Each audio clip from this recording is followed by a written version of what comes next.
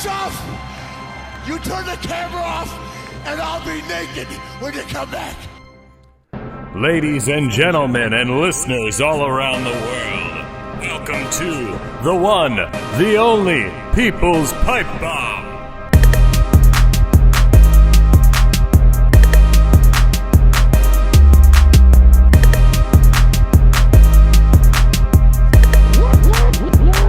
Rice and beans. We got the Pringles. Pringles come from the same spot? You know. Nice. They didn't have plantain Pringles?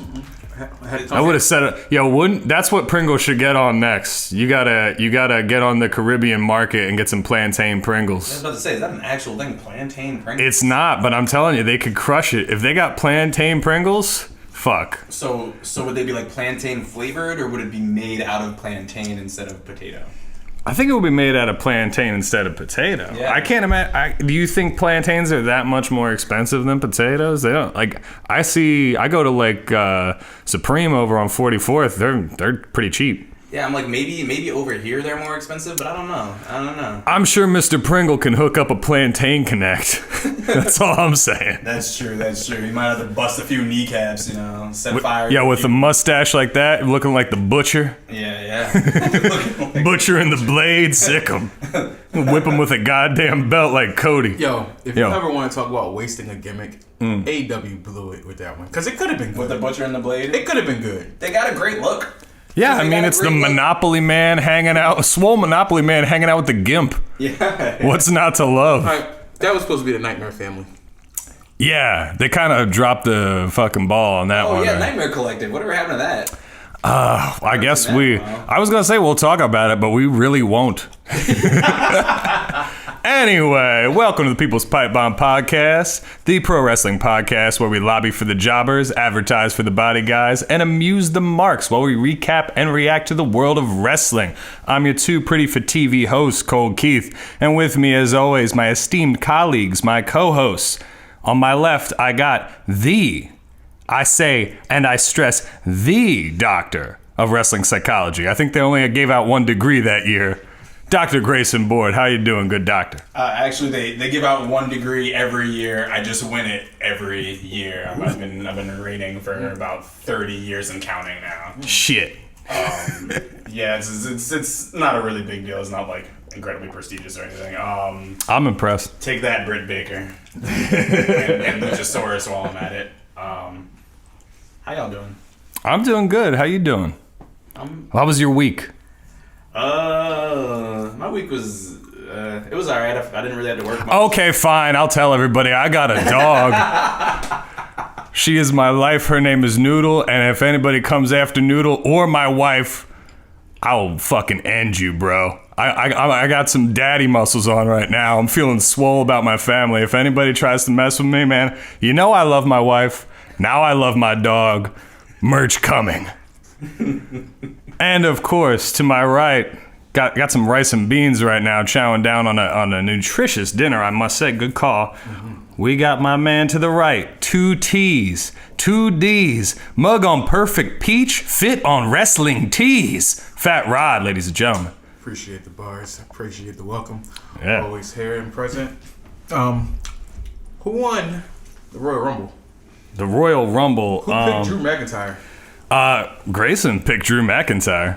I did indeed. All right, well, Grayson, I'm going full heel on you and taking your spot. Okay, cool. All right, WWE, hear me right now. Bianca Belair is the jewel of the women's division. Mm-hmm. It is time you put her on the big stage. It is time we dethrone their queen properly. It is time we get that belt off of Rhea Ripley, who doesn't want it to be known as the women's belt, along with Becky Lynch. Like, what the hell is going on in the world? I think we need a real woman to be focused on in 2020, and I think her name is Bianca Belair. I think she stole my heart at the Rumble if she didn't have it already. You can have your Money in the Bank briefcase back, Grayson. Needed to get that off my chest. I'm going to try to see if that works better. Can you speak again? Can you hear me now? Much better. Great. Sorry that I fucked up. You need me to say all that again? I can't. Technical difficulties, ladies and gentlemen. But you fucking heard the man. Anyway, so yeah, no, I'm with you, but Possibly Rod, didn't hear the man.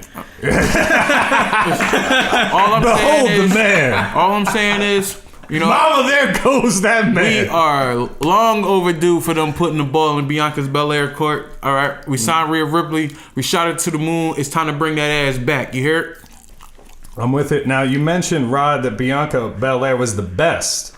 What you forgot? Best women's wrestler in the WWE outside of Charlotte Flair. What you forgot was she's also the strongest. I agree. Fastest. I agree. Smartest. I agree. And something else that ends with EST. She's the EST of NXT. Yes. Is what I'm saying. Bianca Belair. And if you don't know what EST is, that's over everything. All right. Ooh, a little the bit. greatest. Yeah, throw a little zest on that S. Best. Nice zest. Woo! So yeah, we're gonna be talking. Toughest. What about Realest. So we're gonna be talking a little bit about the weekend that was the Royal Rumble weekend because we did a little prediction show the afternoon Saturday before the Worlds Collide pay-per-view that happened the day before. The beautiful letdown. It was a beautiful letdown. We'll talk about it. But basically, if you haven't heard that and you're curious to hear our predictions and kind of see where we were at, mental space going into those pay-per-views, check out our YouTube page. So it's posted there. We got a lot of other videos there. We got a couple specials, including that and our end of decade list. Also, we have backlogged episodes, so please check out our YouTube page. Go to YouTube, look up The People's Pipe Bomb or The People's Pipe Bomb Podcast or The People's Pipe Bomb Pod, and you'll find our videos. Like, share, subscribe, comment, do all that shit. If you talk shit about my dog, I'll fuck you up. Other than that, all is cool. Also, of course, you know we got cards, we got Instagram, we got Twitter.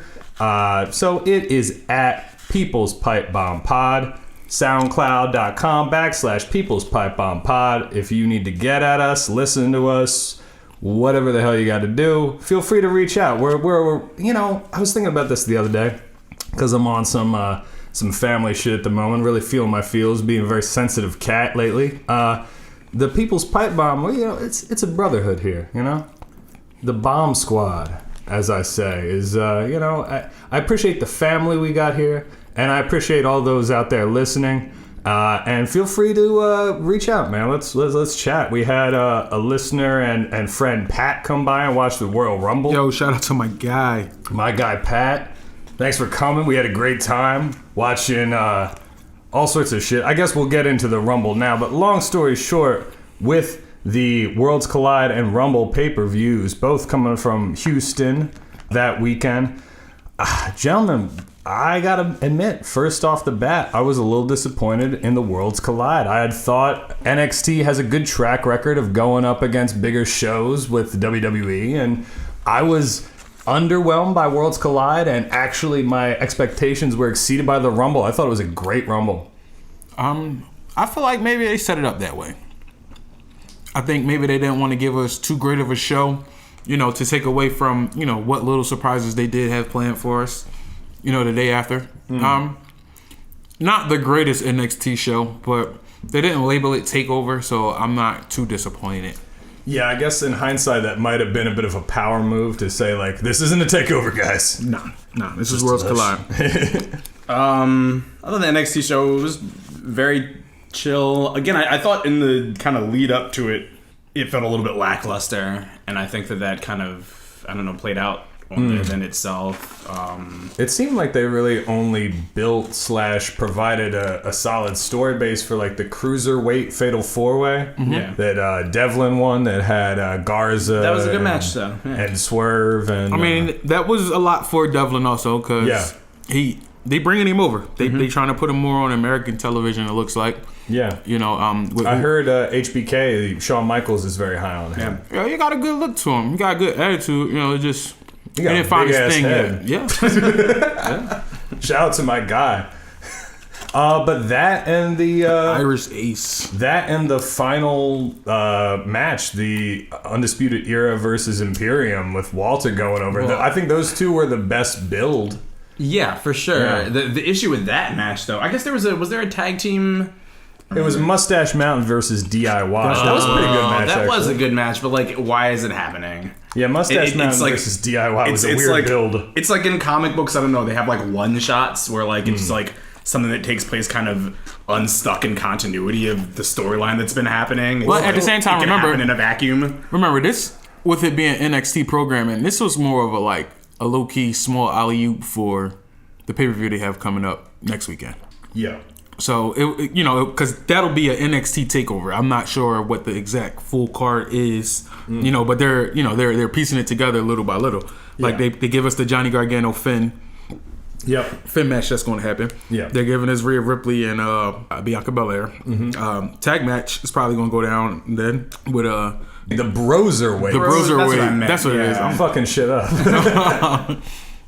So they're trying to challenge for that. You got Djokovic and Djokovic. Excuse me. Oh my gosh. Yo, Djokovic is a fucking mean tennis player, Yeah. though. That dude's good as shit at I'm tennis. sorry. People say I'm racist. I am sorry.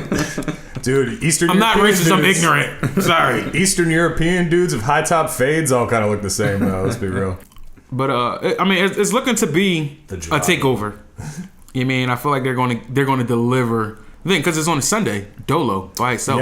Yeah. So Facts. They're building it as a big pay-per-view because like we were shocked when we saw that at first. We didn't hear there was no specific announcement about it. It just came out that they're like, oh yeah, it's the Sunday show. And we're like, oh, they're not fucking around. This isn't in the shadows of a WWE show. This is a legit NXT thing. So, maybe that's it. But I will say I'm gonna shoot the Worlds Collide pay-per-view some bail.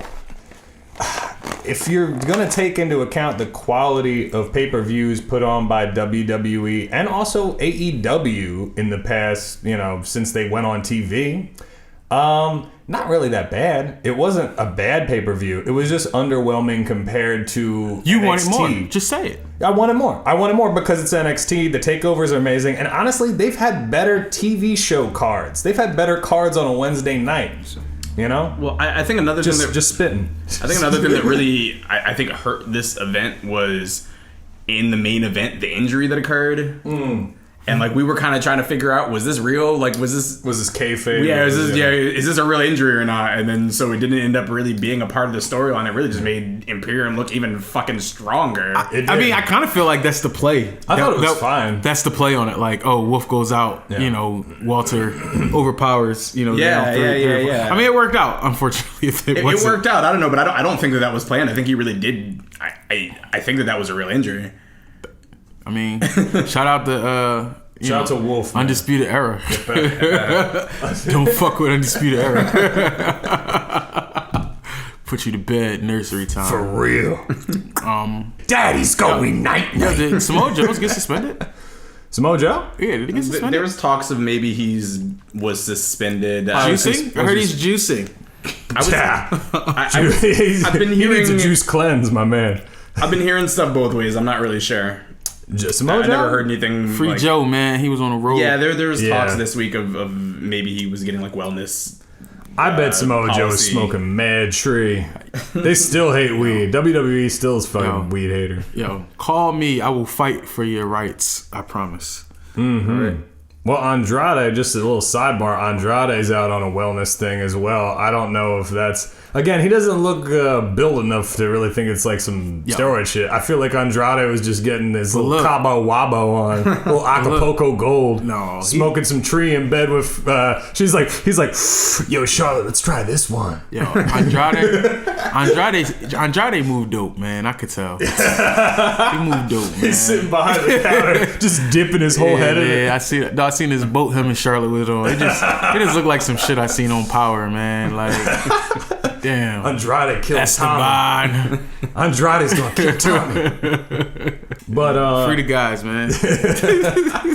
anyway, yeah. So Worlds Collide. It happened. We had some winners. We had some losers. Basically, Devlin won the cruiserweight belt. We had Walter go over big, like we were saying. Those are some of the more highlights of the show, if you will. Feel free to go check out our predictions or, go online and check out the results and see exactly if you want to go back and check that one out. I'd give it like a solid C. I don't think there's anything wrong with it. 1 to 10. Solid way to spend 6.5 is legit in my book. It was a solid way to spend a couple hours. It wasn't too long either. It didn't overstay its welcome. Great pregame for the Rumble.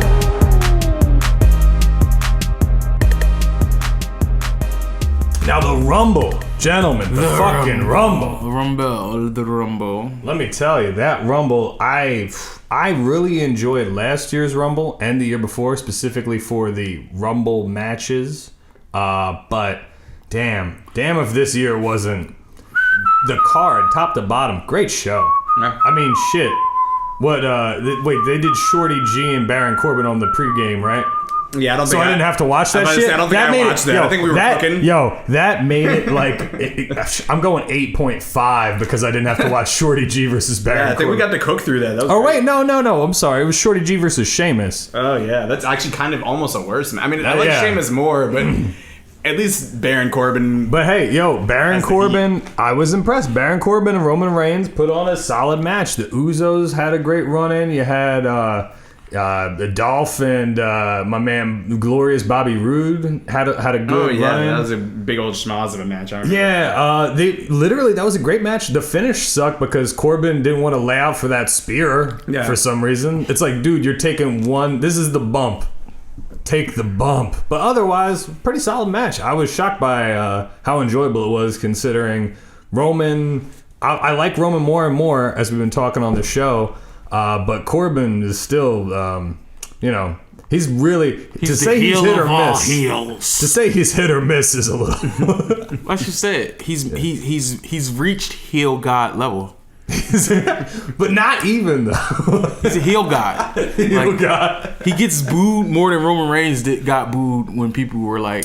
To be fair, I think we said it before on the pod. Corbin's the only dude. Like the fact that they put Roman with him to get Roman over. It's the only way it makes sense because the only person that could get more heat is Baron Corbin or Seth Rollins. But I digress. Yeah, Seth. Oh. But that was a good match. What else? What else do we think about the Rumble, gentlemen? Who had a better Rumble, Bianca Belair or Brock Lesnar? Brock Lesnar had a better Rumble, but Bianca Belair made herself. Bianca Belair got over. Brock Lesnar's already over. He doesn't really need the shine that he got. He made Drew McIntyre look good, and he made that first half of that match good. He really did. Us like, Brock's shine was really cheap to me, though. Oh shit! Talk that talk. I want to hear it. I don't know. It felt a little bit cheap. I mean, just the fact that it's Brock Lesnar in it, what, 2 or 1, wherever he came in? Number one. Okay, so yeah, I mean, he hardly had to do anything. Like, as soon as somebody came out in the ring, he just threw him out immediately and, like, stood around in the ring for, a good minute. Out of, like, what he had, like, 11 eliminations? 13. 13? All right. I think he tied the Braun Strowman. All right, so he legit had, like, 4 matches. Yeah. 4 like Brock Lesnar matches. But they was like, no, he had a couple of spots in there. Well, I mean, yeah, I'm not trying to defend him too hard, but I'm going to defend Brock Lesnar. Yeah, he gave everybody the imagination of seeing what it would look like with XXXX player in the ring with Brock Lesnar. Yes. Like we got to see what it would look like with Brock Lesnar in the ring with Big E. Like it's something I wouldn't mind seeing happen. It's something that should have happened already. And that possibly, but Kofi's the GOAT. I ain't mad at that. They gave us real. Kofi, Big E, Rey Mysterio, Brock Lesnar was a nice spot. Yeah. I liked that. Yeah, that was cool. That worked out really well, and I think he gave you the impression that like, oh shit, is Kofi gonna get revenge? Is Big E gonna put him out? Is Rey gonna get? No, they really. That's true. They gave you a couple of moments. A couple of moments. It took a while to get to the point where Brock wasn't just steamrolling. I mean, here's the thing. It's a foregone conclusion that Brock is going to get through almost half that roster, if not all the way to people. So the idea that he's selling for these dudes and that he's getting blown up in the ring because he's putting forward that much effort.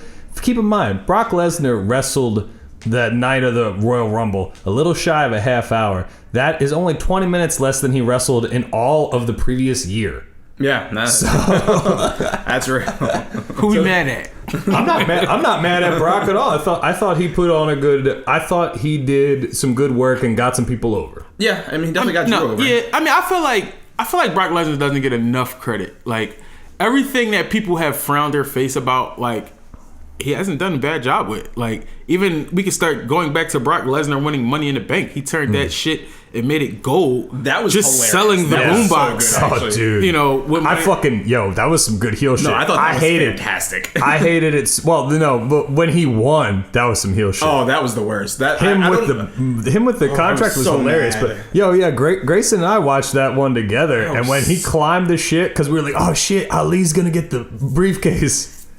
And my man Brock just ran up and like, no, wasn't even in the match. Right? He just saved the main event. Ridiculous scene. shit. They were just like, no, Brock's just gonna come in a match he's not even in, and then like everybody's just gonna like forgive us because that's the way we roll. The best storyline in wrestling will always be the mid-carder trying to become the main eventer, and it was there. Like, fuck you, you're not coming to this side of the game. Go back to the bottom. All right, go tag with Shorty G. And he did. Facts. And he did go tag with Shorty G. All right. When's the last At least time you got a we've seen sweet him? entrance, all right? damn it, I miss Mustafa Ali. Shout out Mustafa Ali. I seen him. He was in Philly for SmackDown. Get well soon, Mustafa Ali. And by that I mean get your pushback, bro. But yeah, I thought Pretty guys. I thought Bianca Belair, to your point, Rodney, she got herself over. That women's match was really good. I liked it. The end I like Charlotte going over. It was an interesting call because I picked Shayna. Also, by the way, Grayson won the Royal Rumble by picking Drew McIntyre to win. But I had both of my winners were in the final two. Yeah, which is Shoot me a little bell. Come on. Here's some bail. big deal. Oh, that was my part. Fuck you. Yo, I really said the Kanye bar in my line, in my head, and something said, "Don't say it on air," and it just. Sorry, I'm quoting the old Kanye. I had to say that to my brain. Not the new Kanye. Yeah, so my lips, but Kanye said, "Second place is just the first loser." You know, so That's true. Screw your bail. That's where I was going with that. It doesn't matter who you pick. Don't edit that part. I want that pause to be like, what the fuck? But yeah, Shayna looks strong. Charlotte got the win. Beth Phoenix got busted open and looked strong. I think she and Charlotte might have got busted, but Beth What Phoenix's about the whole head was return? bleeding. Oh, we're gonna get to the men's match. No. No? The return in the women's match. Which other than Beth Phoenix? Santino Marella. Lord, I forgot all about that. I totally forgot about that. Cobra. He did not hit those women. All right, he eliminated himself. All right, that was the WWE standing strong with women's rights. All right, look at that scene. That scene went over your head. All right, it was a really great scene because it was like, is he going to hit these women? No, he took himself out of the equation. I also fellas, thought- yeah. think about that. There Take was a yourself big out. return though. Stay. I'm sorry. Go ahead. Yeah, I don't know. There was a big return. Naomi, she looked great. Oh yeah, with the Naomi fro came back. and yeah. the dope, like Yes, she colorful. did. Yes, she singlet. Yeah, Naomi with the natural hair Yeah. looking great. There was a no-show, and it broke my heart because that was my Sasha. pick. Yes. Sasha did Thank not you, show. Sasha Banks. We didn't even get in the game because Evidently, she was injured, but they didn't announce it. I guess because they wanted you to recording think. a rap album. Oh, is that it? I guess Recording a rap album. that's what Bailey was saying. She does keep talking about how Sasha Banks is going to do some music shit. I don't know. Yo, Sasha, if you need some beats, hit me up. Yo, at Cold Keith, come on, hit me up. ColdKeithBeats@gmail.com, baby, come on. Oh, there was a Otis spot. That was a memorable yeah. moment in the women's rumble. The Otis spot in the Women's Rumble, I love the Mandy Rose Otis thing is charming, and I'm sure all the neckbeards out there are loving it. Everybody's like, you know what? I play D&D 3 times a week, and my favorite food is the deep fried cheese. I'm being a dickhead right now. Love you. Love everyone out there. Love yourself. Body image is what you make of it, man. It takes all kinds. Anyway, Otis's fat ass is out there, man. My man can bench like a motherfucker, though. But Mandy Rose and Otis have this cute will they won't they thing going, and Mandy was getting eliminated, and Otis just was lying there and caught her feet, and just she didn't get eliminated. Yeah. And then he caught her. She fell off the thing, and he caught her in his arms, and then that all went south when Sonya Deville crashed into both of them, and then they got eliminated. But, you know, he had a couple of hero spots there. That was fun. The crowd was really into it. Yeah, it was cool, like the way I guess the camera caught it, because like you can't see that Otis is like must have been hiding under the ring through the whole match, and then so he must have like slid from under the ring, and then so it looks like she gets eliminated and she falls below where you can see, you know, on the mat, like the mat is blocking, and then you get another camera angle. He's just laying there on the ground, and she like landed right on top of him. Like, what the fuck? So that was a surprising spot. How do you feel that like Mandy Rose and Otis might be the best part of SmackDown right now? Shit's going down the tubes. Fuck else is happening on SmackDown? I don't know. I've been not watching it. I've been Friday night is just not a good night for me to watch wrestling. And it's funny. I was watching it for like wrestling. It's just not. Decidedly the B show at the moment. Oh man, and I was really watching it for a while. Yeah. Somehow. It's almost strategic how Vince McMahon made that the A show again, Raw. Yeah, do you think he did that? Do you think he did the bait and switch? Like, yeah, you know what, Fox? You pay me like $10 million. I'm going to put on this great show. We're going to advertise on football. It's going to be great. I mean... And then he's just like, fuck you. Morale's the best. I don't know if they... Do you think that they intentionally made SmackDown the better show during that period of time? I feel like Raw was still kind of booked as the better show. They just put the better talent on SmackDown. Like SmackDown was in some ways kind of more of a mid-cardy show. What, before they moved to Fox? Yeah, I'd say maybe like 2 years ago, SmackDown, and when it was like really good, you had like AJ Styles and like who else is on that? Like I really Shinsuke, loved. I really loved SmackDown. The SmackDown was my favorite for a minute there because of all that. And I don't know, it would be really, that would be. I don't think that Vince is playing 3D chess like that. Again, I don't think they intentionally made SmackDown the better show. I think that just kind of happened organically. And I think they always wanted Raw to be the better show. And I think now it's sort of the pendulum is swung back the other way, and Raw is generally where all the action is these days. Yeah. But speaking of SmackDown, a Universal Championship match between Daniel Bryan and The Fiend at the Rumble. I really like this one, guys. I felt vindicated. I think, Grayson, maybe your mind has changed since we last talked on the night of the Rumble, but like I think we had a little bit of a breakthrough. I mean, it wasn't a bad match. It was definitely the best of them. Yeah. Again, it's Daniel Bryan. Not too many people can bring that out of. But yeah, I mean, it was a pretty good match. Not my favorite thing in the world. The backhanded compliment. It was pretty good. I thought it was a great match. I enjoyed the drama of the strap match. I was a little concerned about the stipulation, but I think it worked, and I think that with Daniel Bryan and with that stipulation, they were able to build a more dramatic back and forth match. They didn't have the red light this time. That's true. They were both feeding comebacks. They were both getting the shit whipped out of each other on some MJF shit. I thought it was a good dramatic match that had a nice arc to it, and I could see it being the opening up of the Fiend's armor in a good way, where he might have accelerated. They might have written him out of the I'm in the red light, I can do no wrong, I'll never get beat, I don't sell anything. Mm-hmm. I thought that it was a good match with pretty solid psychology, considering it's got a supernatural weirdo in it. And yeah, I thought I enjoyed it as a championship match, and I thought it was certainly the highlight of the Fiend's in-ring work so far. I definitely agree with that. Yeah. Becky Lynch versus Asuka for the Raw Women's Championship. What do we think of that match? Not impressed. Not impressed? I thought it was fine. Waste a feud. Yeah? Wrong time. I mean... I think they're still going to keep... For it to be a hump that Becky needs to get over, she should have lost the belt here and regained it at Mania, or that match should have just been at Mania altogether. I completely agree. I would have to agree with that sentiment. But again, how they booked it... And I'm not really against shitting on Asuka. I've never really defended her. Mm-hmm. But, we booked them great as the tag champions. Why even put her in a fucking singles match at this point in the game? At least drop the belts. Yeah, and it made sense storyline-wise to have this happen, but then, to have her lose the belt, because then it's like her white whale. Like, I mean, she's like, no offense, you look weak again. Yeah. You know what I mean? And it's like, I know how to end it with the, the ref not getting hurt, the miss not going through as planned, but it's just like, shit was corny, in my opinion. Like, it was...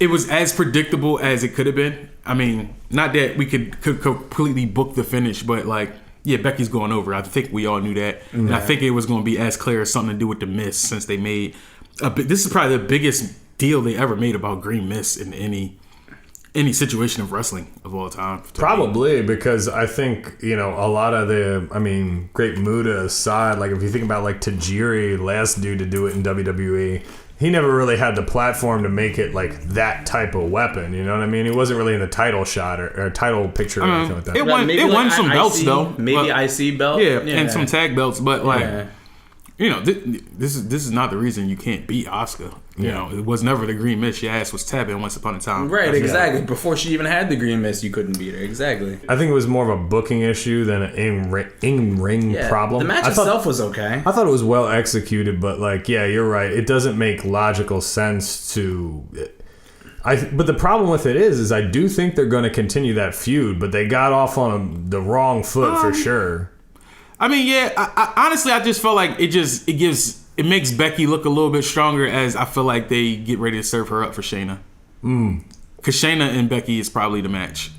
Like, I want to see Shayna and Charlotte, but like, that could wait because Becky has the belt now. Her run needs to stop eventually. You know, and who better else to stop it than somebody who's fucking really real life believable? Yeah, for real. I mean, it doesn't really hurt her, the man character that I'm not a fan of, but I mean, it doesn't hurt her. You know, it doesn't hurt her image at all, losing to Shayna Baszler, a real kick-asser. Yeah, no, Shayna and Asuka, like, Becky has some good options to drop the belt in order to get it back, to feed like a babyface comeback story, you know what I mean? Mm-hmm. You want to just talk the men's Royal Rumble match a little more? We talked about Brock coming in and whooping ass, but the big surprise, well, maybe not surprise, we knew Drew was going to get a little bit of a push because he inexplicably became like an Uber face a couple of weeks before. I knew he was going to get some sort of push. I didn't know they were going to strap a rocket to his ass like that, but him eliminating Brock with the Claymore over the top rope. Justice. Big moment. Justice. Yeah. Worthy. Yeah. Due. Drew McIntyre getting the push. I don't think Brock could really complain about that because, you know, one, you're putting over a veteran, but this is still part of Drew McIntyre's WWE comeback story too. Oh yeah. So it's like it's time. You know, like they thought he was going to be all of this 15 years ago almost. So it's like I'm happy for him. Me too. I think I've always been a big Drew McIntyre guy. I like his heel work best, but I completely understand that he has the skills and the charisma, and most importantly, honestly, he has the body to go up against Brock Lesnar. Say he has the beef. He's got the beef. He's a big fucking dude. Well, that's why Vince liked him to begin with. Exactly. And he's only got fucking beef here. Exactly. And Brock has been working against littler dudes for a minute now. 2 years. Yeah. So it'll be nice to see Brock go up against Drew and have that like be, you know, more of a, in the eye of the beholder, it's a more even fight based on size. You know what I mean? Right. The strategy doesn't have to change for either of them. They can both play their game. They're not doing that sort of mismatch angle. I think it's going to be good. I think, oddly enough, the way they booked the Rumble overall, I believe that WWE is going to build it the right way, and I think it's going to be a good Mania match. Brock Lesnar wins. You like Brock Lesnar over Drew? I think Brock is due for a WrestleMania win. I guess it's been a minute, right? I mean, he's putting people up. What's his last winning streak? No, I thought, didn't he beat Roman? He beat Roman at WrestleMania a couple years ago. That sounds like something they'd have done. I don't. You think you know me. You think you know me. At this moment, I'm clearly... What's that song about Jesus? Is Edge Jesus? I don't know, but it definitely does sound like something you'd hear at like a Christian camp. Think about it, man. Christian retreat type thing. Blonde hair, blue-eyed white guy, long hair. You trying to tell me he's Jesus or he's a member of Hanson? He got injured and he came back.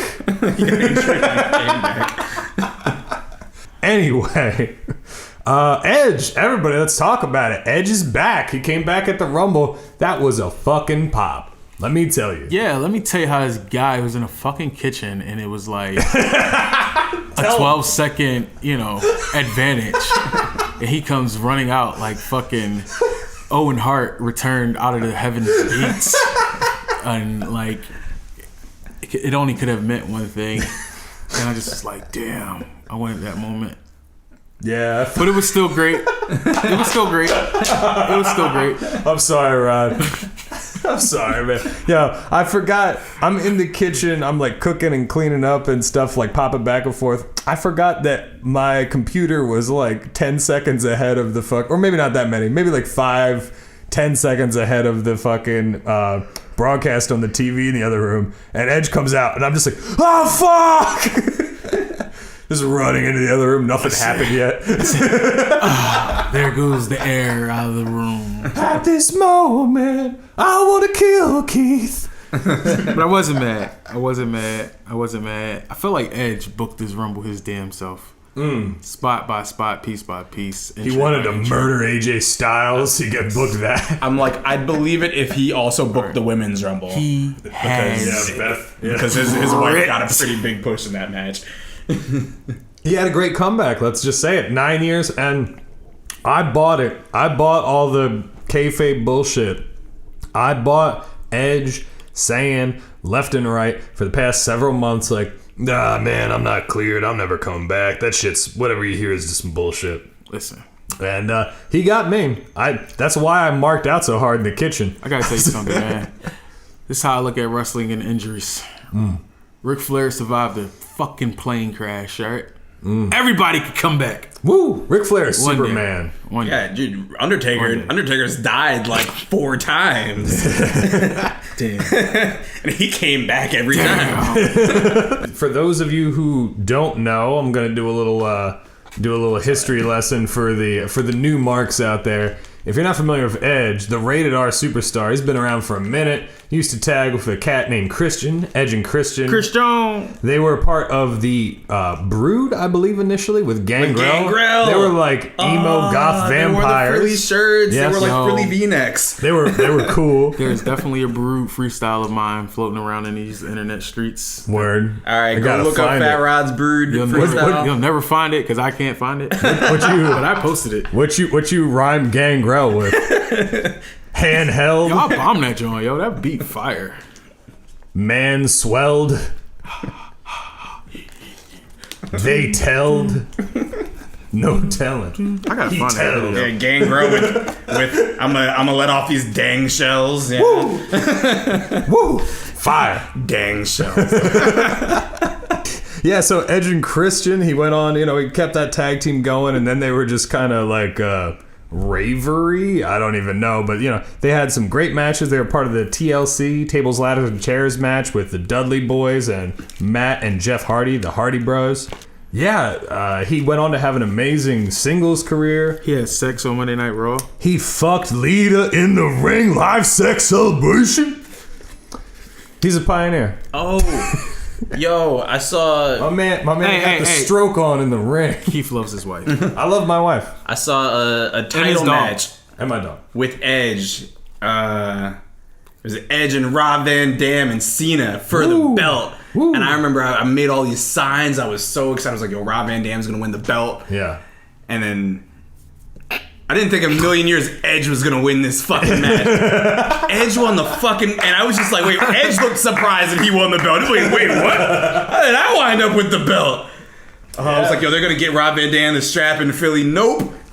That's harsh.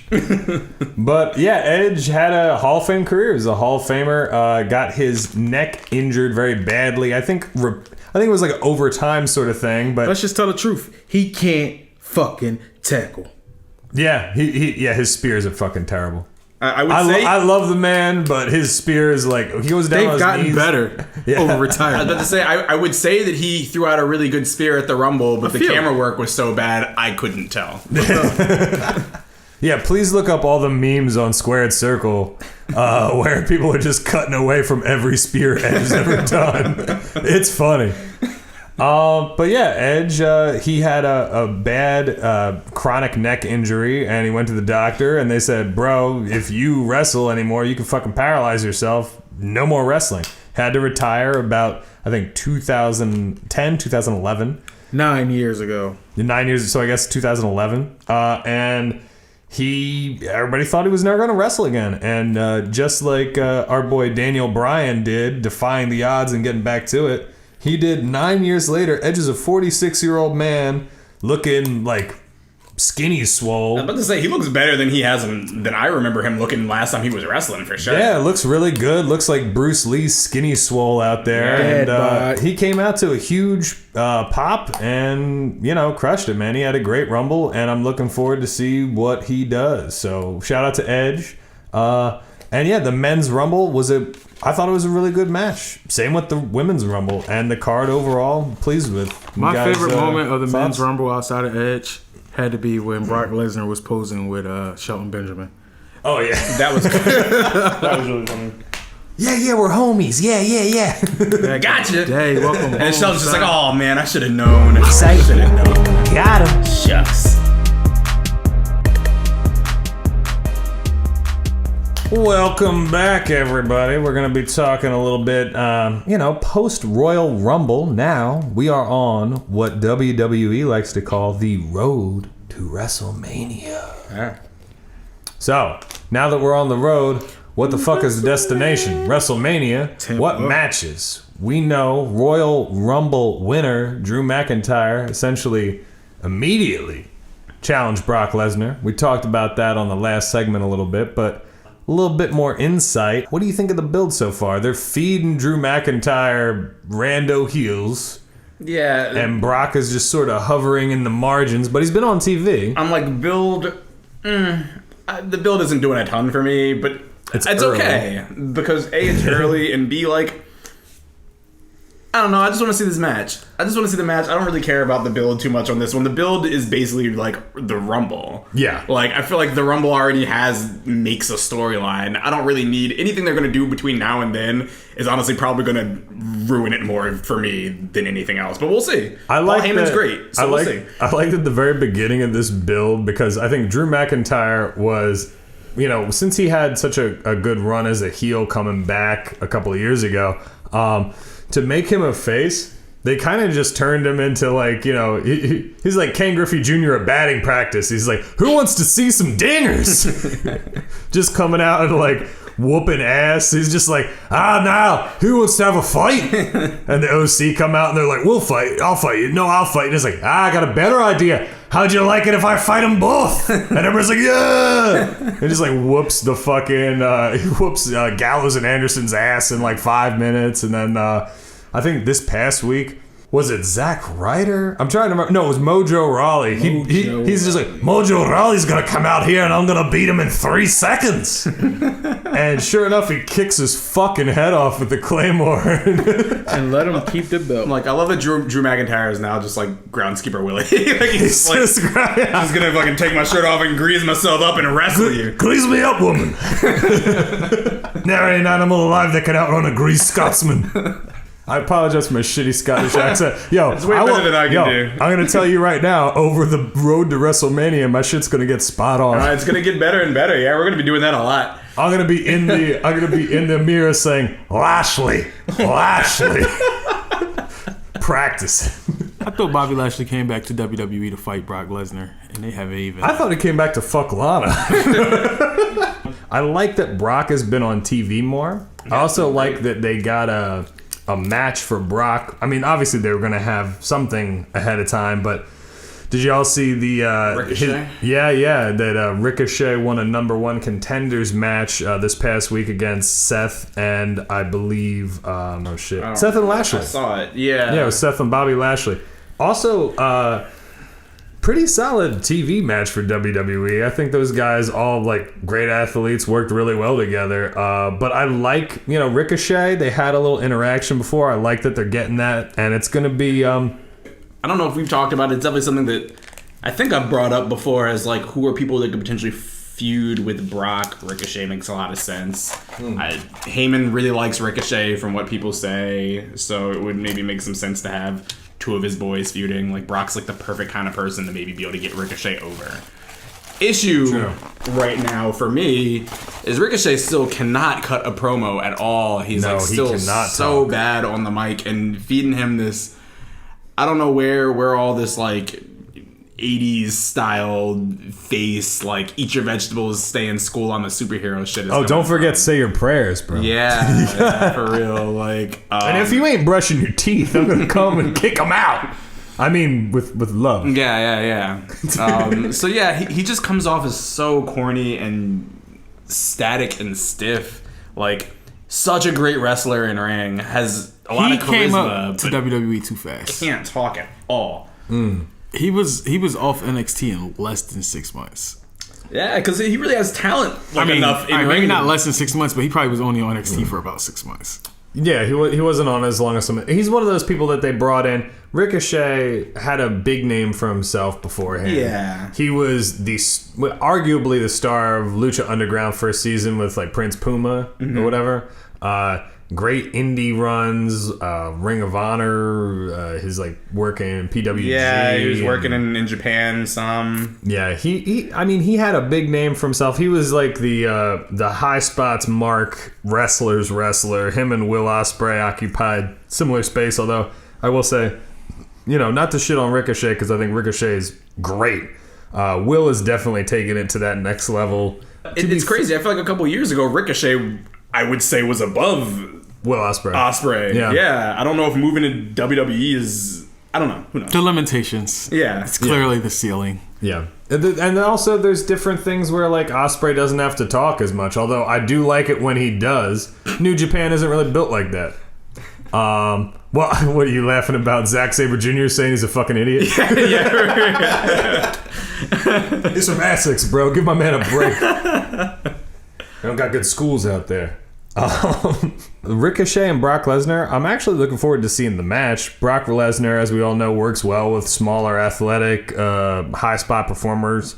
And also, I gotta say, going back to Ricochet's superhero shit, I saw on, again, I'll go back to the internet, Squared Circle, somebody did a draw a wrestler thing, and they did a comic parody where it was basically like a Spider-Man cover, and it was like Ricochet and Brock Lesnar, and I was like, oh, that is, again, a great fucking idea, because you could set up Ricochet with that flippy-dippy Spider-Man superhero shit, and Brock Lesnar's like, Rhino or Kingpin. No, Rhino would probably, Kingpin too. Yeah, either one of them, exactly. So, I mean, you could build a story really easily around that for the wrestling marks to enjoy, so, good on him. Decent build for Brock. And the fact that Brock's on TV more, I think, is good. I think people actually want that. And I think they're getting a solid dose of Brock Lesnar that they haven't in a couple of years. People used to complain that the motherfucker was never on TV. Now you can't complain about that. He's whooping people's ass every week. And I think Raw is better for it. Yeah. Having him around. Very much on a agree. regular basis. And now we got to come to Charlotte Flair, the other women's... The other white meat. The other white meat. The Royal Rumble winner for the Women's Royal Rumble. And she has a title shot opportunity, but she has not selected who she's going to challenge, although they're really pushing that she's going to end up challenging Rhea Ripley for the NXT Women's belt. That's sort of where they're going.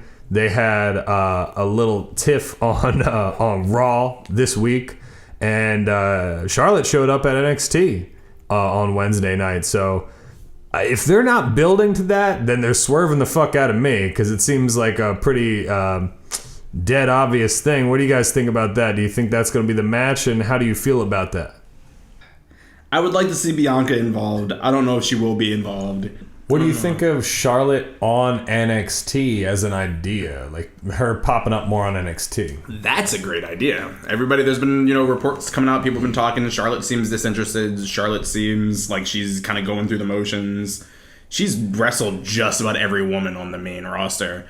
Having her be in NXT for a few months or a year would be awesome. I feel like she would maybe enjoy it, because she'd get to you could argue there's better women right now on NXT's roster than there are on Raw and SmackDown's roster. There's way more depth. Yeah. They're a lot deeper. Charlotte could go back to NXT for a little bit, have a little vacation in NXT, clean up, put some girls over, and get, have more notches to put on her belt, if you will, and be able to have some good matches. Well, it's still like a lot of storytelling to do with like WWE, with like the main rosters, women, and with like Baszler coming up. That's like, true. With it's, Baszler it's like and that whole potentially angle, Ripley. They haven't even done horsewomen or the horsewomen like yeah. for real yet. Like they've teased it in some places and even planted some seeds. Yeah, but they got to bring whatchamacallit back.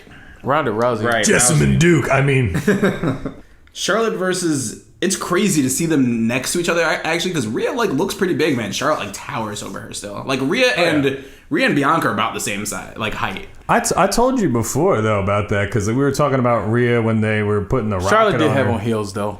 Yeah, did she have on heels? I don't know. You might be definitely right. was wearing Yeah. heels. Probably. But, like, even still, Charlotte's a big girl, and so tall. she and Rhea and Bianca are all very strong women, which is a really cool thing to see, because a lot of the women's wrestlers are great talents and great athletes, but they're smaller in stature and build, and they're not quite as strong. All three of those women can do power moves like a motherfucker. They can be, they'll do power slams, vertical suplexes, all sorts of shit. So it'll be really cool to see what they're able to do in the ring.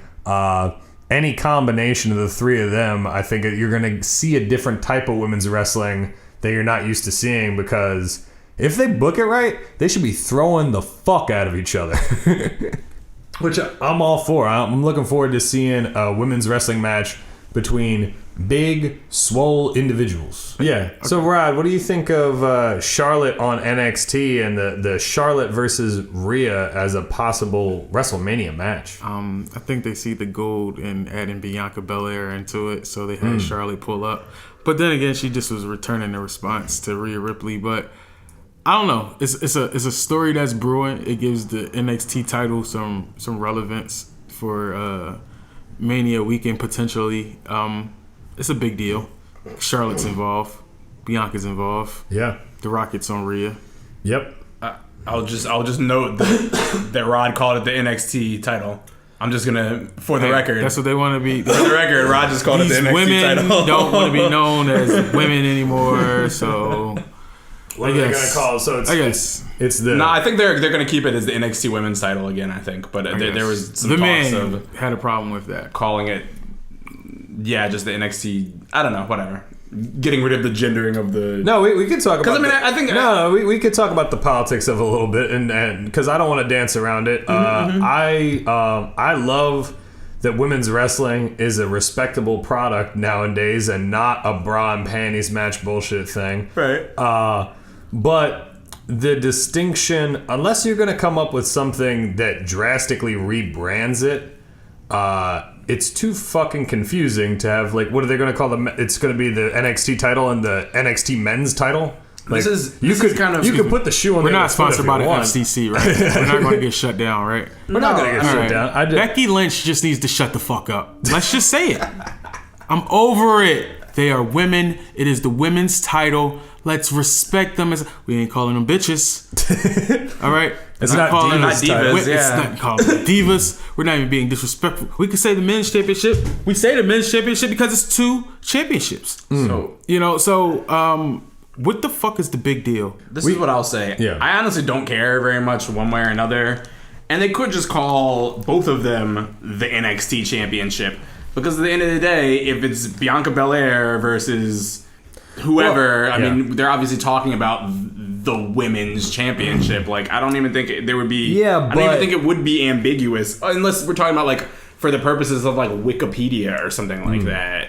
But, Well, like, think about also the implications of all this are, let's talk a little gender identity politics briefly. The implications of all this are also the fact that Impact Wrestling, I know we don't want to talk about Tessa Blanchard because fuck Tessa Blanchard, but intergender wrestling, a woman winning what was traditionally a man's belt, if you de-gendered the belts, are you just opening it up for the idea of intergender wrestling on your product then? Because if it's not a belt, then anybody can go after it?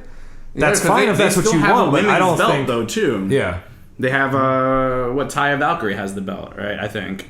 Yes. Yeah, like they still have a women's belt. So it's interesting that But the idea is if you're gonna, it opens up a whole can of worms that, you know, perhaps there's gonna be some fans out there that, you know, think that that's the way to go. I think intergender wrestling is a product unto itself that I think has a place in mainstream wrestling, but it opens up a whole can of worms into some territory where you're like, you know, again, like I know we've talked about this before, Rod, about like you got men hitting women on TV.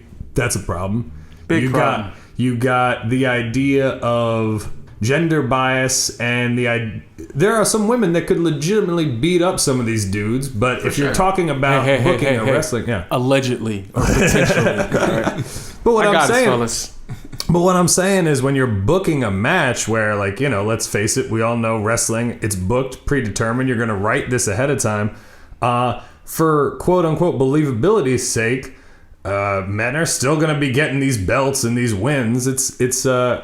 I might cut this whole segment because it's a very convoluted thing. But the truth of the matter is, as of right now, I think having the belts be gendered makes sense unless you really want to rebrand them and have the subtext be that they're still the Raw Women's Belt, but you call it like the Raw Belt. Yeah, instead of the universal belt. And again, I think that's maybe where they were trying to go, is just like, we're just not going to talk about the gender at all. And like, just by the context, you're going to know which belt we're talking about. Belts are still gendered. It is kind of silly. Becky Lynch's fault. It's just semantics that I honestly don't think are that important. When the Fabulous Moolah was dragging the women's division on her back, holding the belt for 14 years straight, all right, nobody was complaining about none of this stuff. All right, they weren't even complaining about. I feel like there were a lot of now women. They're getting acknowledgement. They're getting respect. You know, they're getting pedestaled every other weekend.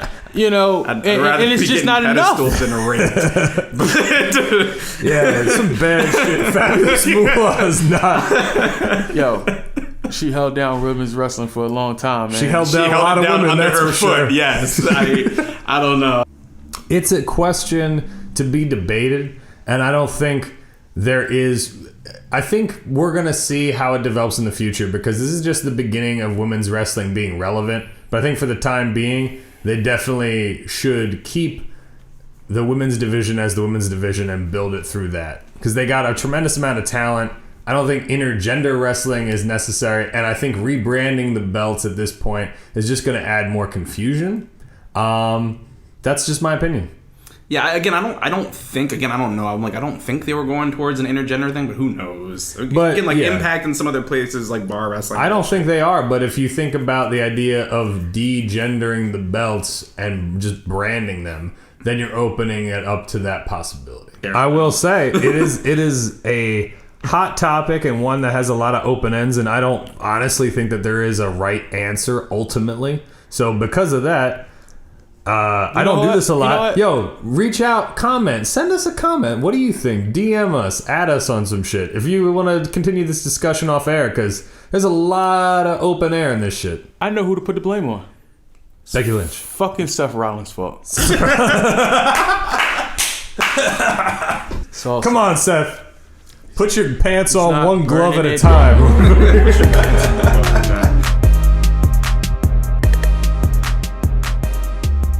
Have they set up anything else? We know they're going to build Edge and Randy Orton. Right. Edge and Randy Orton. And that's did y'all see what Randy did to Edge? Did you see what they did to my man? We might get that here, though.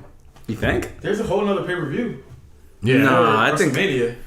I mean, you might get. Edge is only maybe not 1-on-1, but we might get Edge in Philly. Edge, maybe, yeah, because I think it said like Edge is gonna wrestle what like six gigs this year or something like that. He's only wrestling. Yeah, maybe it was less than that. I don't know, but he's only wrestling like a handful of times, I think, this year. I think that they're gonna save what if Edge wrestles beforehand. They're definitely saving Randy Orton versus Edge for WrestleMania, because if you heard the nuclear fucking heat that Randy got the other Monday, like... He earned it. Yeah. Was that this Monday? That was this Monday. Because the Monday before is when he damn near crippled my man. Exactly. He gave him the stiffest concerto. I gotta think that backstage was a little tense. Yeah, you would man, he concerto the shit out of him. Because WWE, so for context, if you missed it, Randy Orton, there was a teased alliance between Edge and Randy Orton because they had a teased alliance in the Royal Rumble match. They had a tag team back in the day called Rated RKO because they're both vets.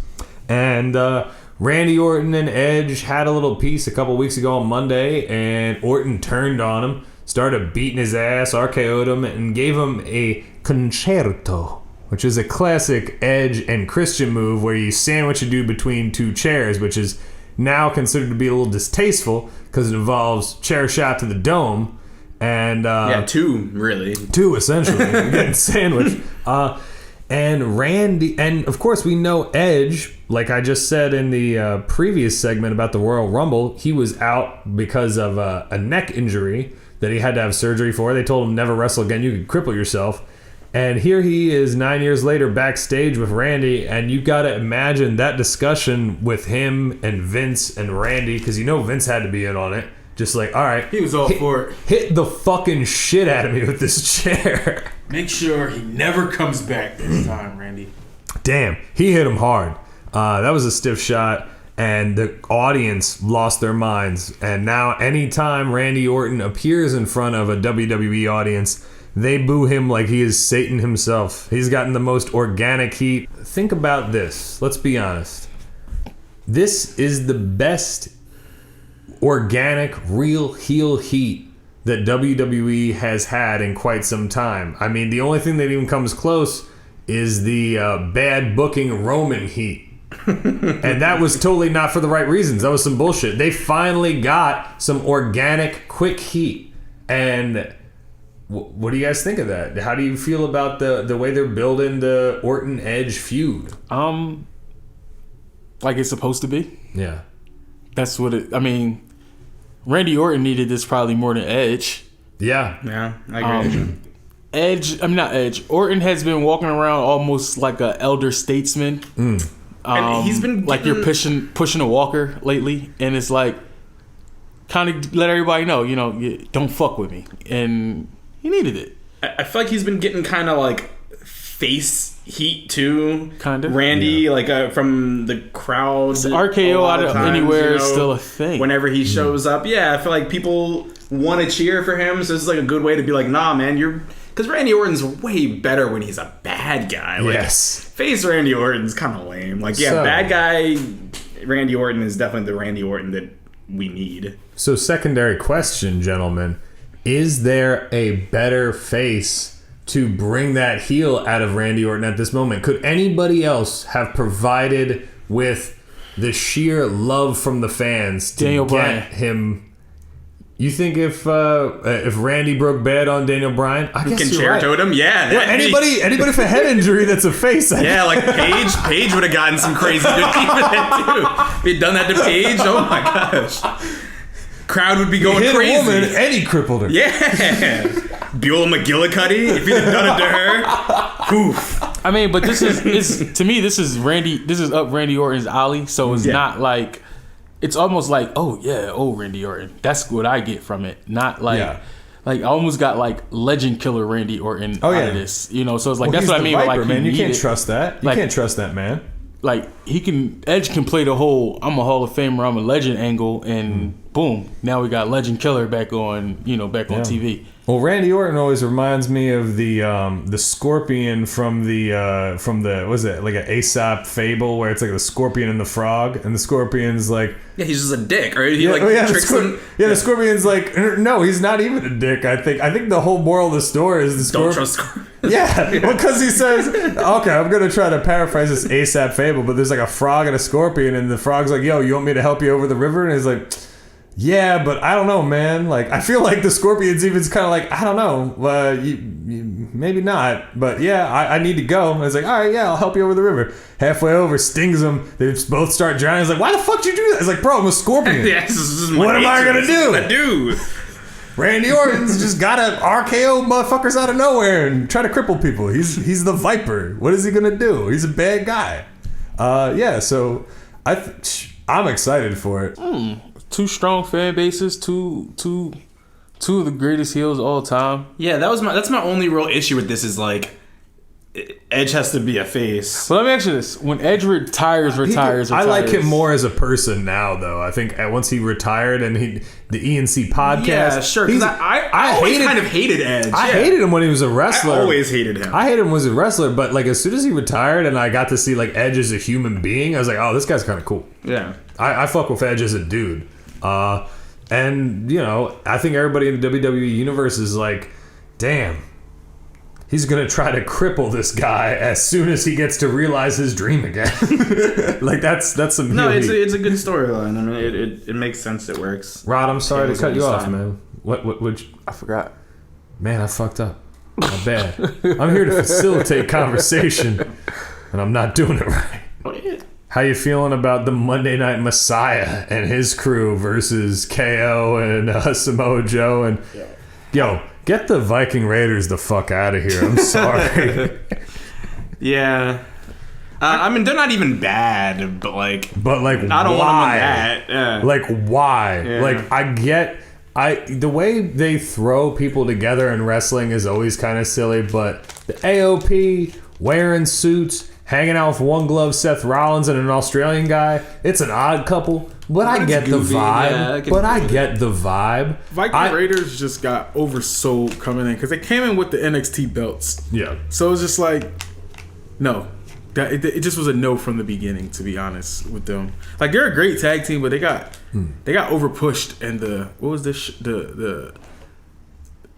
shuffle that they had a couple months ago, like the roster shuffle. Oh yeah. It's just they were sending anybody anywhere. That was just pointless. The draft. The draft. Excuse me, I couldn't even get a shuffle right. They should still be on NXT to this day. They probably should still have the NXT belts feuding with Undisputed Era. I'm like, do you think there's enough time for them on a weekly NXT show right now? Because NXT has been doing a lot with Undisputed Era and the Broserweights. Yeah. I don't want to talk.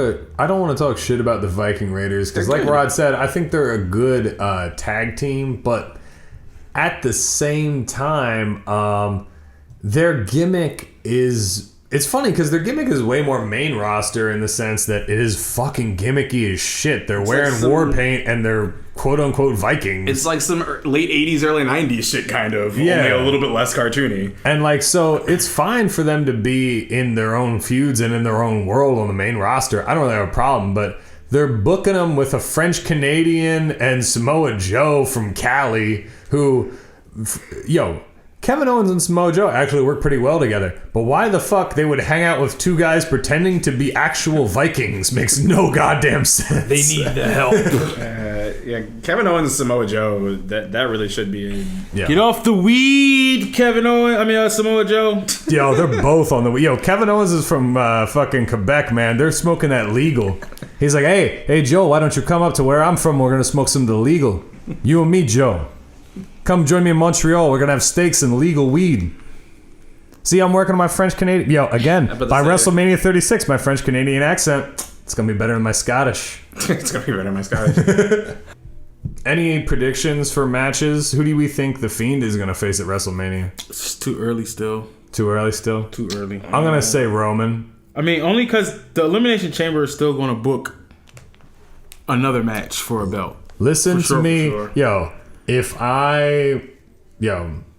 trying to think of a way that I could leverage this to get some sort of more pull or some sort of win out of life. But listen to this bullshit.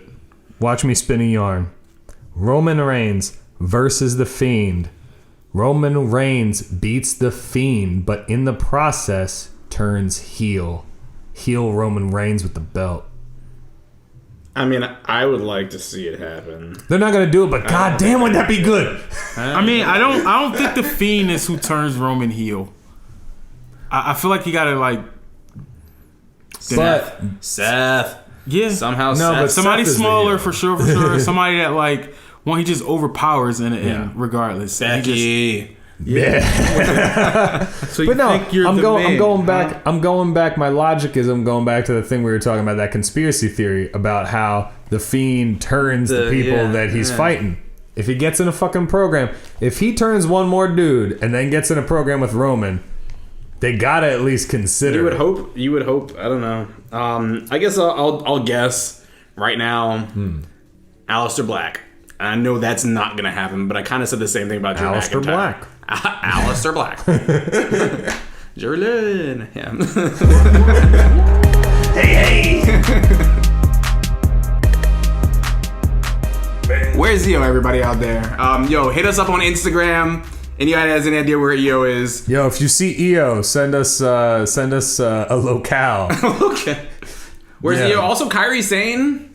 Yeah. Now that Asuka's like doing the whole singles thing, maybe there's actually some truth to this talk that Io and Kairi are trying to go back to Stardom, and Stardom like splashing that big cash to get them back. Big money. Because all of a sudden Asuka's a singles wrestler again, even though she's got the tag belts, and Io's push seems like it's starting to get slowed down a little bit. Oh no, yeah, let's see what happens. We'll see. But wait, so Stardom owned by what company now, Grayson? What's it? Bushi Road. Bushi Road. What else? So they got their hands in? Or is it the Meiji Corporation, Bushi Road? I think it's all kind of the same conglomeration. What other wrestling company? Yeah, New Japan Pro Wrestling. You want to talk about that? Hey, New Japan. You want to talk about New Japan? I think we do. I think, in fact, we might need to have a little segment we like to call Greetings from Japan. We discuss new release. Welcome to Japan.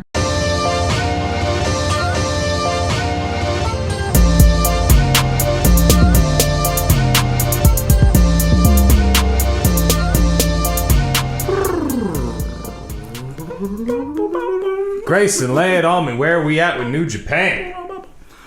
Okay, let's see. What's going on in New Japan? New beginnings. Yeah, I've been doing New Beginnings. They had 2 shows in the U.S. They've been kind of traveling around Japan a little bit. They have a big show, New Beginning, in Osaka on February 9th. This upcoming Sunday morning, Saturday night. So stay up till 2 a.m. to watch that shit. Yeah. It'll actually probably be maybe more like 3 or 4. Maybe 2, I don't know. Actually, let me tell you something. Now that I have a puppy that I gotta let the damn thing out to piss like 3 times in the middle of the night, maybe I will stay up and watch New Japan at 3 a.m. I'm gonna be up taking the goddamn dog out. I love my dog. Don't call my dog. Shh. Don't say that about my dog. Alright, so I don't know. I'm just gonna like run down, I think, some of the highlights of this card coming up. It looks like a great fucking event. You got Sho and Yo with their first tag team title defense against Yoshinobu Kanemaru and El Desperado. Ooh, that's the junior tag belts. Yeah, Nice. that should be cool. Sho and Yo, man, everybody loves Sho and Yo. There's a great photo somewhere online of them in a bathtub with Okada. Hilarious. They're all just like chilling. There's Ospreay and Okada versus Zack Sabre Jr. and Taichi. This is kind of continuing the feuds both of these guys have been or all 4 of these guys have been having. Ospreay and Sabre Jr. I guess I mentioned this very briefly before. They've had this feud going on and off for a while, and kind of the idea of it is, Will Ospreay can't beat his fellow countrymate Zack Sabre Jr. and his heelish ways.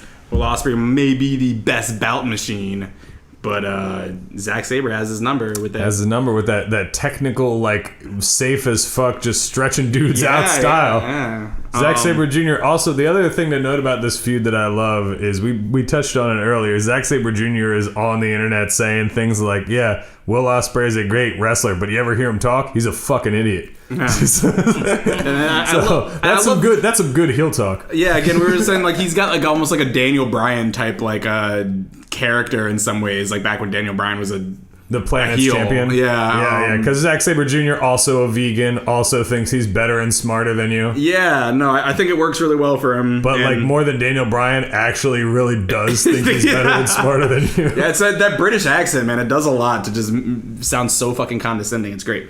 And then Okada versus Taichi. They've been feuding now for a couple events. Maybe it's been really ever since Wrestle Kingdom happened. I know you love Taichi, but are they running out of dudes to throw at Okada if he's feuding with Taichi? Taichi's a great heel, and it's New Beginnings. Like, what are they gonna do? And Okada and Taichi had a really good match a couple weeks ago. Yeah. They had a really good match at one of these shows. I watched it. I don't remember which one it was. I watched a bunch of them. Hey, if you got an extra $10 a month and you want to do New Japan World knock yourself out. Yeah, for real, it's great. Actually, they did some good events in Sapporo recently leading up to this one. They had, what did my boy Shingo win the Never Openweight? Oh, I forgot about Goto? that. Yes, he did. Shingo did beat Goto for the Never Openweight, and it was a really good match. Again, and good match. Go out. Anytime, both of those dudes are tanks, and I think Shingo Takagi, if you haven't watched Shingo Takagi wrestle and you're a fan of, well, fucking pro wrestling, you should go out and check it out. He's like very like strong style. Like both of them are like just kicking the shit out of Japanese each other. style, Power very moves. traditional. Very good. Okay, there we go. We got Sonata versus Jay White. That'll be dope as hell. Oh yeah, love Jay White as always. Switchblade's love the your guy. boy Switchblade. I love Sonata. Switchblade. I feel like Sonata could be a real big name one of these days. What did Alma say? We were watching some pay-per-view. Was it Wrestle Kingdom? And Alma was just like talking about Sonata, just like, hey, there can only be one full bearded Japanese man at a time. Yeah, he's yeah, really taking Sonata. his- Yeah, exactly. It's funny. He's had the crown for a minute. He looks like the Chinese like Monkey King, like I don't know. Edit that out. Yeah. Well, okay, well he's Japanese, but he looks like the Monkey King of lore, like what Goku is based off of. The rides on a cloud and has the extendy pole. Oh and he's yeah. got Sonata's beard with his blonde beard and blonde hair looks very much like the Monkey King. Damn. What do you think of that, Rod? Talking You about gonna Chinese. touch that one? Talking about Chinese mythology. You gonna touch that one, Rod? You're like, nope. Throw backs. Throw the X. Yeah. Cancel, for sure. No. Yeah, that Asian guy. Yeah. He looks like the looks like a Chinese Asian guy, Chinese monkey guy. Grayson with the Alexander Wolf. Yeah, right. He's out here. Yeah, that's exactly what I was about to say. Alexander Wolf, throw up the X. I don't know. I don't know if he's heard Vince. I don't know if he's. I don't know if that was gonna fly. The show must go on. Hiromu Takahashi, first title defense of the Junior Heavyweight Championship. Hell yeah. Against Dragon Lee, aka Ryu Lee. Woo! Time Bomb versus Dragon Lee. Dragon Lee, one of the like best cruiserweights in all of The wrestling. world. Yeah, for real. I think him and like Penta, I'm not Penta, Phoenix, and Yeah. I don't know who else I'd put there. John Moxley's second title defense against Minoru Suzuki. Oh. They've been feuding a lot recently. Yo, if you like John Moxley, then and you've only seen him in WWE as Dean Ambrose, or you're more of an AEW guy, just go on YouTube and check out some of the shit he does of New Japan. His promo work in New Japan is ridiculous. The most recent thing with this feud with him and Minoru Suzuki. If you don't know Minoru Suzuki is a legit violent badass weirdo. He's not built the same way, but he's got sort of a Brock Lesnar vibe about him, sort of. He's just like a hard-hitting, I will fuck you up, I'm old school, I'm a legit shoot fighter kind of guy. And him and Moxley are having a feud that is just fucking hilarious. I don't know why they went comedy on it, but they're backstage throwing punches, and all of a sudden Moxley grabs him and just smooches him on the head, and he's just like, yeah, I know, you don't want to hit me because I'm too pretty. So what? I'm a handsome guy. He's too good these days. Again, his work in Japan is amazing. Highly recommend. If you enjoy like a good like hard hitting match and also like a funny as shit like promo, because the other thing you gotta figure, there's a lot of worldwide audience for New Japan now, but the way they structure their talking segments is still very much geared towards a Japanese audience. So you can curse, you can say whatever you want. It's really freeform and loose, and Moxley really takes advantage of that and just does some silly, outlandish shit that I don't think. I mean, sometimes I don't even think Tony Khan would. He'd be like, "What the fuck are you saying? Why are you doing it?" So yeah, I feel like it fits really well with Suzuki because I mean, Suzuki's like a big time veteran, but is also known as being like you were saying, a badass kind of hardcore bad guy. Like that's why like the whole stable is Suzuki Gun. Yeah. Like the big heel stable, and also though he can do comedy stuff too. Like he can definitely be kind of wacky and funny these days when need be, which is Also, shout out Mox for flying to and from Japan twice in as many weeks, if not more. Yeah, man, he's really living this life. He's out here he's living fucking jet setting. So more power to him. out here And living then that main event. indie wrestler life. We got the main event. Yeah, Tetsuya Naito. Tetsuya 2 belts. Yeah, Tetsuya 2 belts versus Kenta. Woo. Should be a good match. Again, they've been feuding ever since Wrestle Kingdom. Ever since he stole my man's shine after he won the double gold dash. So Naito 2 belts versus Kenta. Naito retains, but I think it's going to be a really good match. Yeah. Both of them great veterans of the game. Both great psychologists. Good shit. Do you think? What do you think they're gonna do with this 2 belt thing? Like, do you think Okada's just gonna win them both back from him at some point? Do you think that they're gonna split the belts apart? I think they're gonna split them. I think somebody's gonna challenge him for the IC, and he's gonna drop that one first. Okay. I think that's what's gonna happen. Sort of like how they did with Becky. She dropped the SmackDown and still holding on to Raw. Yeah. I see it playing out somewhat like that. That was just bad booking. Yeah, I agree. But so again, if you watched Wrestle Kingdom and you're looking forward, if you watch Wrestle Kingdom and you want to see some more New Japan, you got a taste for it, you like it. Check out this New Beginnings Osaka pay-per-view. It actually looks like a pretty good card. Yeah, this is definitely like the next big thing after Wrestle Kingdom. Like the rest of the stuff has been, building feuds. Like there's going to be a bunch of really good matches on this. Yeah. And if you liked Wrestle Kingdom, but you're waiting for, like, if you want to go like Big 4 on them or something to that effect, this would sort of be in that vibe, but Dominion in June is normally the other big show of the year, and then of course G1 season. If you want to get your money's worth of New Japan World, if you're going to spend the $10 a month, get your subscription in the summertime in July and August and watch the G1 tournament. You won't be disappointed. It's fucking amazing. So New Japan, everybody. That was greetings from Japan. Can we talk about yesterday real quick? We not stopping? Okay, yeah. Oh, you're talking AEW. I just want to say, let's see, Yuka Sakazaki debuted finally on TV. I was very happy about that. Where the hell's she been? Anything else? Oh, and Velveteen Dream came back. NXT, we got Velveteen Dream back. I didn't major really things watch to talk AEW. about. I mean, I watched it and I wasn't moved by AEW, and I prepared. That last segment was like really boring.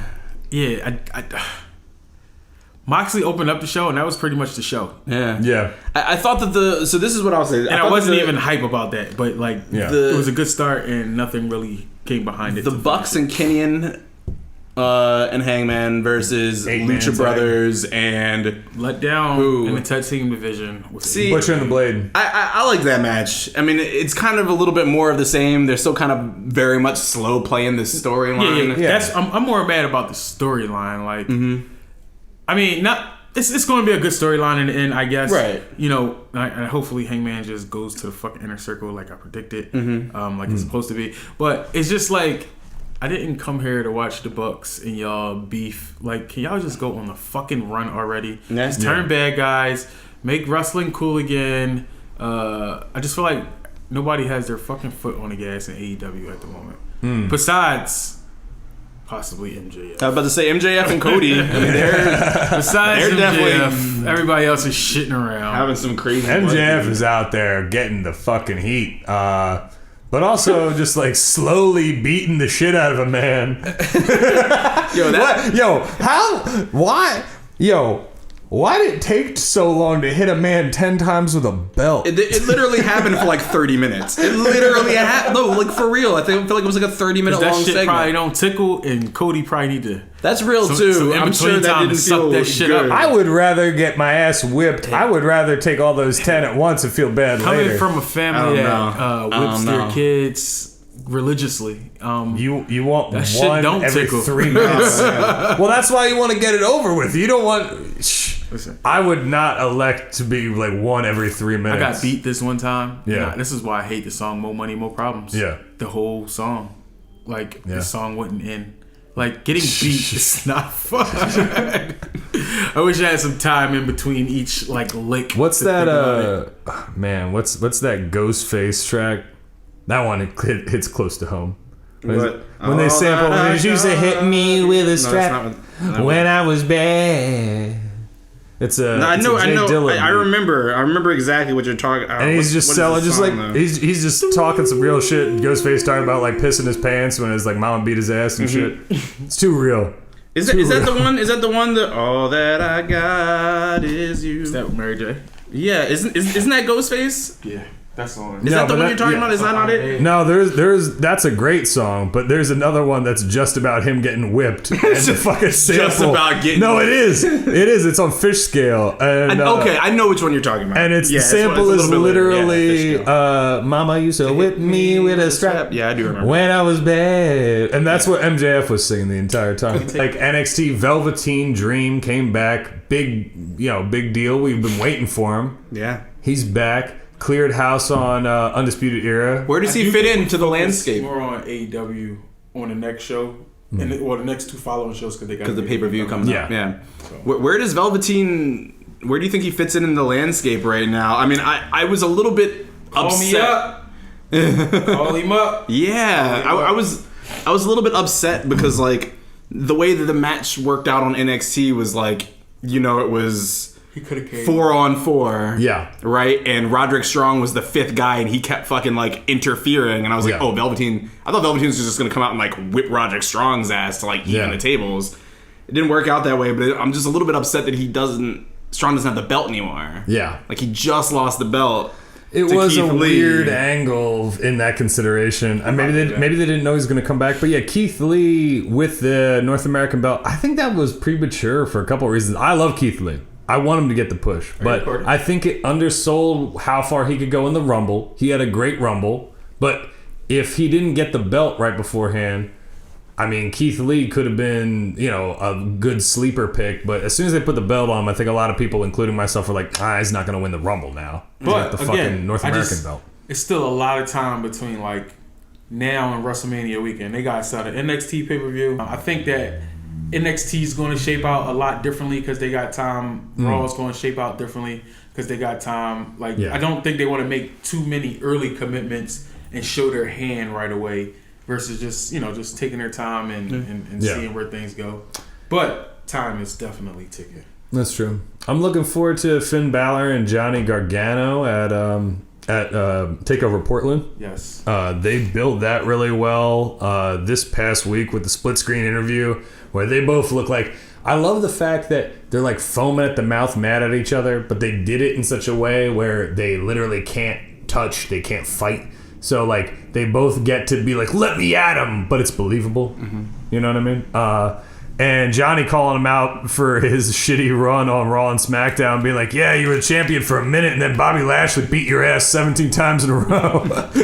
So, good builds on there. Pretty good programming on Wednesday overall, and I'm excited to see where the world of wrestling goes. A lot of good wrestling this month, gentlemen. We got, for those of you in the know, like we said, the New Japan, New Beginnings Osaka. We got the NXT show coming up in TakeOver Portland, like we're saying. We got at the end of the month, we got the Revolution pay-per-view for AEW. A lot of stuff going on, so check out. 2 Ring of Honor pay-per-views. One of them's free. Yes, in Baltimore. Yeah, one of them's free. That might be this weekend, either this weekend or next weekend. And there's another one, I think, the weekend after. Shout out Ring of Honor. Our boy Marty Skrull signed that big money contract. So, a lot of good wrestling, everybody. And I'm going to spend the next couple weeks barely watching and training a goddamn puppy. But so, shout out to my puppy. Love you, Noodle. Noodle. You're a good girl. I'm going to go downstairs and pet you and give you a treat right the fuck now. So, this is about the end of the show, gentlemen. Any last words? Anything you want to plug? Any last words, motherfucker? See you February 16th for my next day off. Yeah. EO and Kyrie. We're all busy, man. Come on. We do this for you. EO and Kyrie, go back to Stardom so I can see you guys at Korakuen Hall when I'm there in the summer. Woo! All right, everybody. So this has been The People's Pipe Bomb Podcast. Everybody make sure to tune in next time. Check out our YouTube channel, Instagram, and Twitter at People's Pipe Bomb Pod. And we will see you later. Peace. Ow!